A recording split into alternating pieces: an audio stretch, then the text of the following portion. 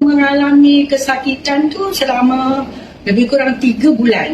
3 bulan, okey. Lepas tu, kemudian tu... Apa jadi lepas tu?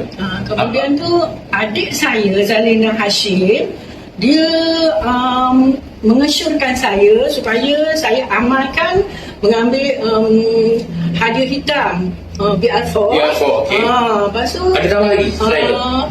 BR4 dan apa? Dan juga kopi lah. Okey, Dengan kopi V-Cafe V-Cafe, ya. Lepas tu, itulah saya amal lebih kurang 2 bulan lebih. Saya dapati, saya ni dah boleh kan nampaknya. Saya dah boleh solat seperti biasa. Kemudian tu, saya dah boleh berjalan. Sebelum ni, rumah saya bertangga. Tangga? Tangga. Bila saya tengok, tunjuk tangga. Ini rumah. Ini rumah ni kan? Dulu, bila saya nak naik tangga, begini cara saya.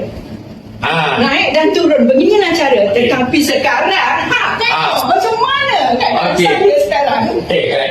Alhamdulillah, dengan izin Allah, saya dah aktif dan saya boleh naik motosikal. Saya boleh naik motosikal dah sekarang.